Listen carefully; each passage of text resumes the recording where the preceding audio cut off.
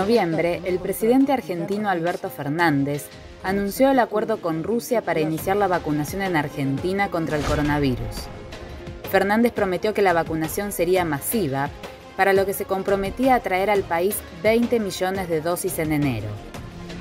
¿Pero puede Rusia producir esta cantidad de vacunas solo para Argentina? ¿Es probable que la difícil tarea del gobierno de vacunar al pueblo argentino se complique aún más por la desinformación en las redes sociales?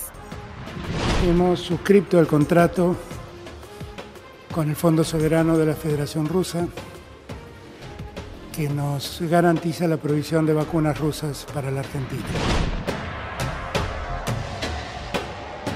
Vamos a poder contar con las dosis suficientes para vacunar entre enero y febrero a 10 millones de argentinos y argentinas.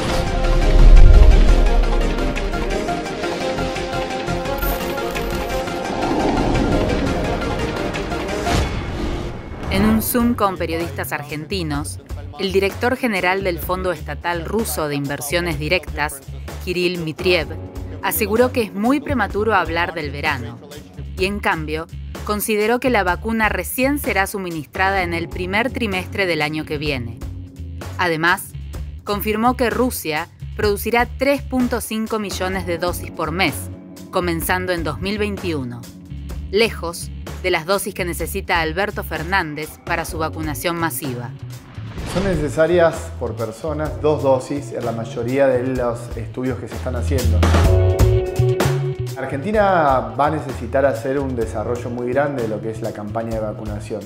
Lo que no se está teniendo en cuenta todavía es que esta campaña de vacunación se llama fase 4 de la vacunación, donde lo que se va a hacer es vacunar a los grupos más vulnerables, fundamentalmente, y a los grandes vectores: personal sanitario, personal de seguridad, personas esenciales y personas mayores de 65 años con comorbilidades.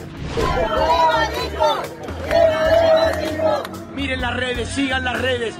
Esto es terrible. Tras el anuncio del presidente Fernández, una nueva teoría conspirativa comenzó a diseminarse en Argentina a través de las redes sociales con la misma velocidad que el coronavirus, asegurando que la vacuna Sputnik es un experimento que Rusia llevará a cabo en Argentina. Porque yo siento que la vacuna rusa es menos confiable que la de Oxford. Te pasa eso porque lo escuchás en todos los medios. La vacuna Sputnik viene muy politizada, por así decirlo. Hay que tener mucho cuidado con el tema de la mezcla de la política con lo científico del desarrollo de la vacuna.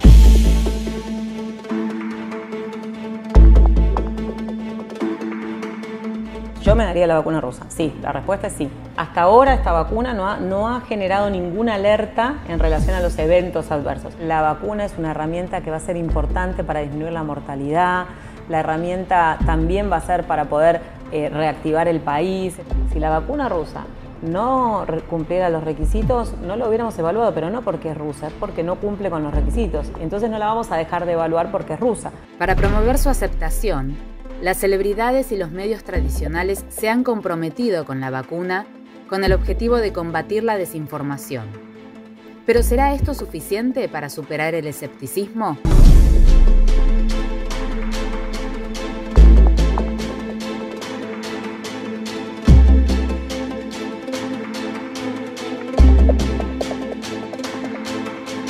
Sí, soy capaz de también poner el cuerpo en ese sentido. No soy el único, tengo amigos que lo están haciendo, así que lo han hecho por otras vacunas. Me vacuno con la rusa. Ahí los mejores laboratorios en Rusia. Pasa que la gente tiene miedo porque también lo mezcla con la política. Porque Putin saca una foto con Cristina, porque a mí dame la rusa, yo la elijo. Personas que generarían confianza o por ahí, digamos, alguna persona, digamos, que sea referente de algún área, algún famoso, algún deportista. Para sacarle la duda a todo, cuando esa vacuna esté aquí, el primero que se va a dar la vacuna soy yo. Porque no tengo ninguna duda de la calidad de la vacuna. Que los que toman esa decisión se vacunen, me parece que podría sumar y me parece que, de hecho, no tengo ninguna duda que eso podría suceder. Vemos que cuando esté la vacuna disponible, registrada y se empiece la vacunación en Argentina, se vacune, digamos, los tomadores de decisión.